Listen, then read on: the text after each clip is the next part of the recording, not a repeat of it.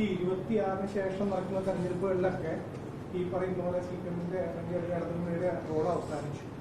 അപ്പോഴും BJP-ക്ക് കോൺഗ്രസിനെ അടിക്കാൻ വേണ്ടിയിട്ടുള്ള ഒരു വടിയല്ല ഇങ്ങനെ കേരളത്തിൽ നടന്നിട്ട് ഇല്ല 26 കഴിഞ്ഞാൽ ഉണ്ടാകുന്ന കാര്യം അതൊന്നുമല്ല. എത്ര കഴിഞ്ഞാൽ ജൂൺ 4 വരും. ജൂൺ 4 ഫലം പ്രഖ്യാപിക്കും. ഫലം പ്രഖ്യാപിക്കുമ്പോൾ സങ്കല്പിക്കാം നമുക്ക്. ഞാൻ ഒന്ന് പൂർത്തിയായിക്കോട്ടെ പ്ലീസ്, പൂർത്തിയായിക്കോട്ടെ. ഒരു തൂക്ക് പാർലമെന്റ് വന്നാൽ എന്ത് ചെയ്യും?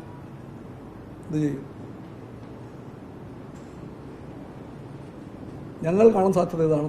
തൂക്ക് പാർലമെന്റ് വന്നാൽ ആ രാത്രിയിൽ MP-മാരെ പിടിക്കാൻ വേണ്ടി അദാനിമാർ രംഗത്ത് വരും. MP-മാർക്ക് വില പറയും, ഇൻ ക്രോഴ്സ് കോടികൾ വില പറഞ്ഞുകൊണ്ട് MP-മാരെ പിടിക്കാൻ വന്നാൽ നിങ്ങൾക്ക് ഉറപ്പാണ് ഇവിടുത്തെ പല കോൺഗ്രസ്സുകാരും അപ്പോൾ ആ പാളയത്തിൽ കാണും. അല്ലെങ്കിൽ ED-യെ പറഞ്ഞേക്കും, CBI-യെ പറഞ്ഞേക്കും, ഇങ്ങനെ വന്ന് മുട്ടി വിളിക്കും വീടിൻ്റെ വാതിക്കൽ പാതിരാത്രിയിൽ.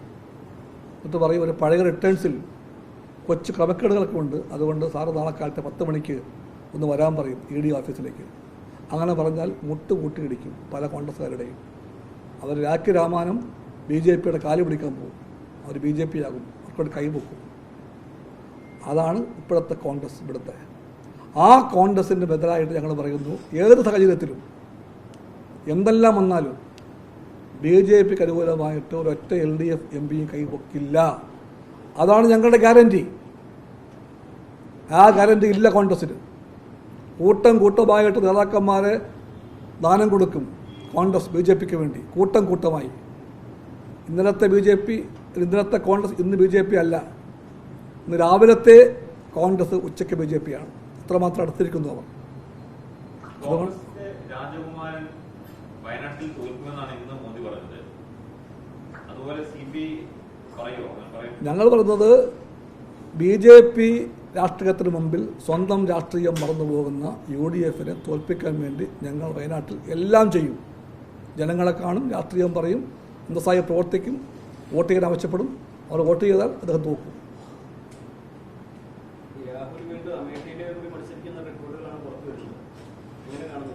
എനിക്കറിയില്ല. ഈ കേരളത്തിൽ രാഹുലും ഈ ഇടതുപക്ഷം തമ്മിലുള്ള വാക്കുപോരാണ് ഇപ്പോൾ മോദി പ്രചാരണമായി ഉത്തരേന്ത്യയിലേക്ക് രാഷ്ട്രീയമായി മാറ്റി പ്രചാരണ രംഗത്ത് ഉപയോഗിക്കുന്നത്.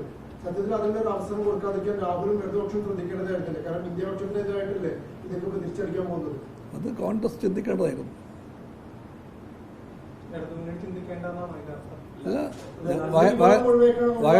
വയനാട് മണ്ഡലം എന്നുണ്ടായോ? എന്നുണ്ടായത് 15 കൊല്ലം മുമ്പ് ഉണ്ടായതാണ്.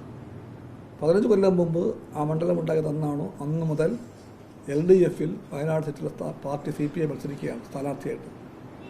തോൽക്കാറുണ്ട്, പക്ഷെ CPI-യുടെ സീറ്റാണ്. അവിടെ വീണ്ടും മത്സരിക്കുന്നു, അത്രയേ ഉള്ളൂ. ഈ പുറത്തു വരുന്ന ചില സർവേകൾ, മാധ്യമങ്ങൾ നടന്ന സർവേകൾ UDF-ന് മുൻതൂക്കം പറയും. ഇതെങ്ങനെയാണ് കാണുന്നത്? തമാശയാണത്. സർവേകളിൽ 100% ആക്യുറസി ഒരിക്കലും ഉണ്ടായിട്ടില്ല. വന്ന് സർവേകളെല്ലാം ഇന്ന് പെയ്ഡാണ്. എല്ലാവർക്കും അറിയാം. കഴിഞ്ഞ അസംബ്ലി ഇലക്ഷൻ എന്താ പറഞ്ഞത്? 100 സീറ്റ് UDF എന്താ പറഞ്ഞത്? സർവേ തമ്പുരാക്കന്മാർ 100 സീറ്റ് UDF-ന്, കട്ട് 40 സീറ്റ് LDF-ന്, 1-2 BJP-ക്ക് കൊടുത്തു. അവർ സർവേ എന്ന് പറഞ്ഞാൽ ആരാണോ പണം തരുന്നത് അവർക്ക് വേണ്ടിയുള്ള കൂലി എഴുത്താണത്. അതാണ് സർവേ.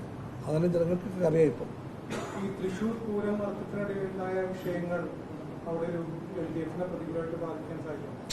ഇല്ല.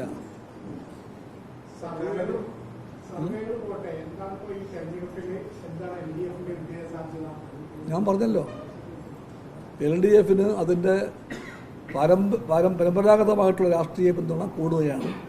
അതിൻ്റെ കൂടെ കോൺഗ്രസ് ലീഗ് നയങ്ങളിൽ അമർഷമുള്ള ആയിരക്കണക്കായ ലീഗ് പ്രവർത്തകർ, കോൺഗ്രസ് പ്രവർത്തകർ, നീതിബോധമുള്ളവർ അവർ ഞങ്ങളെ വോട്ട് ചെയ്ത് വിജയിപ്പിക്കും. അതാണ് ഇപ്പോഴത്തെ അവസ്ഥ. നമുക്ക് ജൂൺ 4 പറയാം. ഞങ്ങളുടെ മത്സരം എല്ലാം ജയിക്കാൻ വേണ്ടിയാണ്. 20 out of 20. ഇതാണ് ഞങ്ങളുടെ മത്സരം.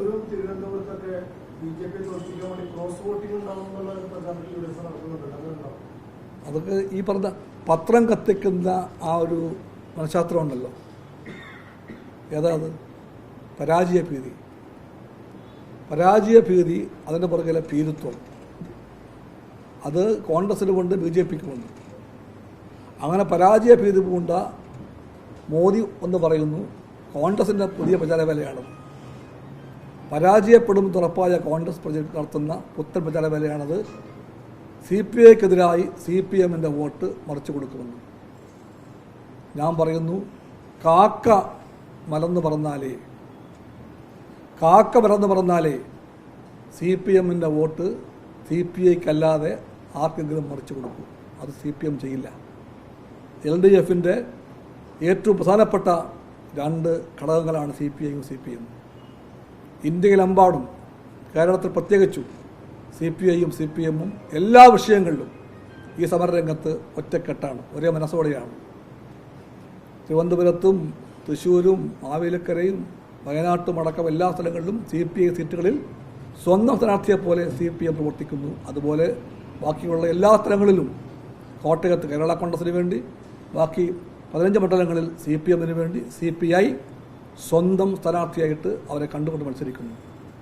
CPIയുടെ കമ്മിറ്റിയിൽ ഞങ്ങൾ തീരുമാനിച്ചത് 20 പേരും